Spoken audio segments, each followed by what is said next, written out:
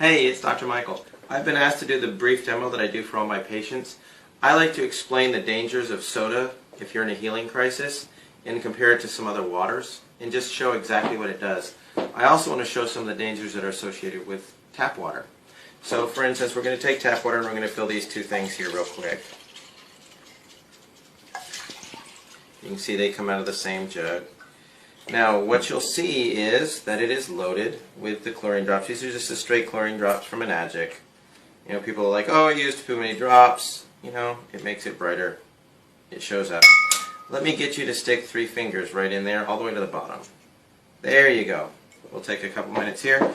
Now, most people like to drink Dasani, or I like Aquafina. Some people do Smart Water, things like that.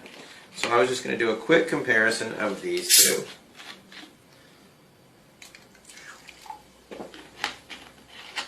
So if we look at how much the acidity level is compared to Enagic's 9.5 water, we will get a comparison. Now this, mind you, is just water from Dasani. It is not soda. You'll see that the colors are all real similar. Here's the 9.5 water. And yeah, this is what I do probably 4 or 5 times a day when people ask me why they shouldn't drink sodas. You can tell from the pH chart that this is about 10.0, 11, 9.5, somewhere in there. This is the soda, Sprite. You can tell its acidity level is way down at the bottom of the chart. And surprisingly, this is Dasani water, one of the more common bottled waters. So what it does is, it is an extreme acid. If you're trying to have available oxygen, hydrogen, and antioxidants in your water, what you're going to run into is, if you think, oh, I'll just drink 1 soda a day, what you're doing to contaminate your system. So, for instance, if you're drinking water from Dasani, it rebalances out pretty quickly. It'll bounce up, gets it done. If you do the same thing with soda, though, you'll find that it doesn't change hardly at all.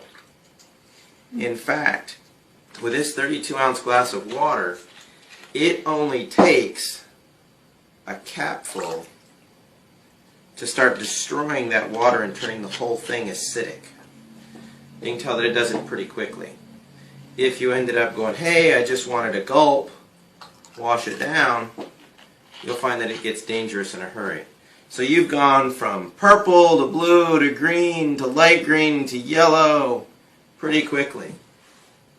So what that means is you've destroyed the antioxidant properties, the available hydrogen, the available oxygen in the water, and you're damaging your tissues. Again, that's why we try to steer people away from drinking the sodas, especially during their trial time. This works really effectively to get them to go, I may never drink soda again.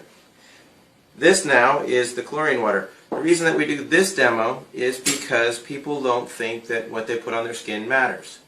Your skin is an osmotic membrane. It will, which means whatever is on either side, it will go across your skin and absorb whatever is necessary till it reaches a balance. So for instance, lost your paper towel here. There you go.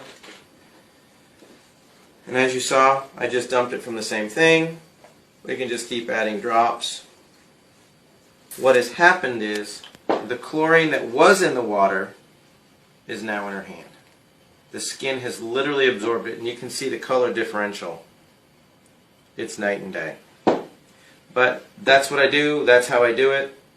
That explains the difference of how your acidity ratio is changed by drinking soda.